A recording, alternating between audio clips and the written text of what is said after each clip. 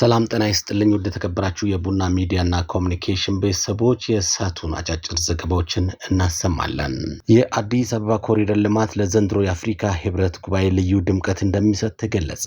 በአዲስ አበባ የተከናወነው የኮሪደር ልማትና ውበት ለዘንድሮ አፍሪካ ህብረት ጉባኤ ልዩ ድምቀት እንደሚሰጠውና ለሌሎች የአፍሪካ ሀገራትም ተምሳሌት እንደሚሆን አምባሳደር ዲና ሙፍቲ ገልጸዋል። አምባሳደር ዲና እንደገለጹት ከተማዋን በመናቅና በሁኔታዋ ባለመደሰት የህብረቱ ጽህፈት ቤት ከኢትዮጵያ እንዲወጣ ግልጽ ቅስቀሳ ሲያደርጉ የነበሩ አካላት መሻት በአሁኑ ወቅት ታሪክ ሆኗል ያሉት አዲስ አበባ አሁን ላይ በፈጣን እድገት ላይ የምትገኝ ውብና ዘመናዊ ከተማ በመሆኗ ከአፍሪካ ህብረት ጉባኤ ባለፈ ለሌሎች ዓለም አቀፍ ሁኔታዎችን በብቃት ማስተናገድ የምትችልበት አቅም መፍጠሩንም አምባሳደሩ አብራርተዋል። ቀደም ሲል ጥያቄ ያነሱ የነበሩ አካላት ሳይቀሩ በከተማዋ ለውጥ መደነቃቸውን የጠቀሱት አምባሳደር ዲና ለዚህ አኩሪ ስኬት የጠቅላይ ሚኒስትር ዶክተር አብይ አህመድና የከተማ አስተዳደሩ ጥረት ከፍተኛ መሆኑን ጠቅሷል። የአዲስ አበባ ለውጥ ኢትዮጵያ በአህጉሪቱ እናም በዓለም አቀፍ ደረጃ ያላትን ዲፕሎማሲያዊ ተቀባይነት ይበልጥ እንደሚያጠናክረው አምባሳደሩ ተናግረዋል።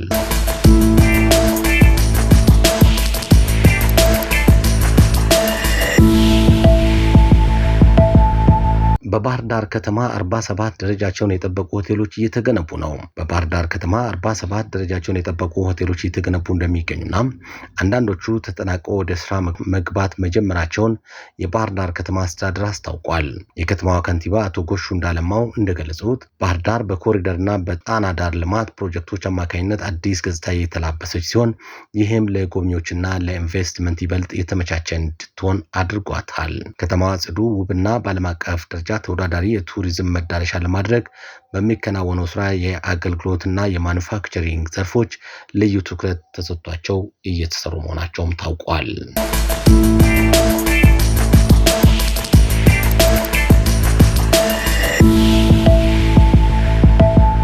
በደቡብ ምዕራብ ኢትዮጵያ ህዝቦች ክልል ትምህርት ቢሮ በሰው ሀብት አቅም ማሻሻል ዙሪያ ግንዛቤ እየተሰጠ ነው ተባለም። ስልጠናውን በንግግር የከፈቱት የክልሉ ትምህርት ቢሮ ጽህፈት ቤት ኃላፊ አቶ እድሜ አለማግደው ቢሮ የትምህርት ውጤታማነትን ማሻሻል በሚያስችሉ ጉዳዮች ዙሪያ የሚሰሩ ፕሮጀክቶችን አጠናክሮ እየሰራ ነው። በትምህርት ዘርፍ የሚጠበቅበትን ለውጥ ለማምጣት ከተለያዩ ፕሮጀክቶችና ፕሮግራሞች ጋር በትብብር እየተሰራ እንደሚገኝም ተናግረዋል። ስልጠናውን የሰጡት በክልሉ ትምህርት ቢሮ የሂውማን ካፒታል ኦፕሬሽን ፕሮጀክት ተጠሪ ዶክተር ጎዳዬ ጎበና የፕሮጀክቱ ዓላማ የትምህርት ውጤታማነትን ማሳደግና ህፃናት ትምህርት ቤት ከመምጣታቸው በፊት ወደ ትምህርት ቤት ለመምጣት ዝግጁ እንደሆኑ ለማስቻል እንደሆነ ገልጸዋል።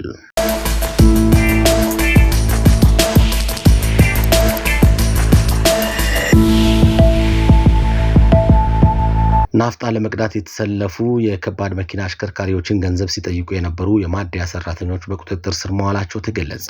በድሬዳዋ አስተዳደር ውስጥ በሚገኙ አንድ የነዳጅ ማደያ ናፍጣ ለመቅዳት የተሰለፉ የከባድ መኪና አሽከርካሪዎችን ቅድሚያ እንሰጣቸዋለን በሚል በተለያዩ ምክንያቶች ገንዘብ ሲጠይቁ የነበሩ የነዳጅ ቀጂ ሰራተኞችን በፖሊስ ቁጥጥር ስር ውለዋል። ተጠርጣሪዎቹ የነዳጅ ማደያ ሰራተኞች ሲሆኑ ያሉባቸውን ሙያ ኃላፊነት ወደ ጎን በመተው በነዳጅ እጥረት ምክንያት የተፈጠረውን ረጅም ሰልፍ እንደ መልካም አጋጣሚ በመጠቀም ተራን በማሸጋገርና ለፈለጉት አሽከርካሪዎች ቅድሚያ ለመስጠት የገንዘብ ክፍያ እየጠየቁ የሚያሳይ ቪዲዮ መታየቱን ተገልጿል።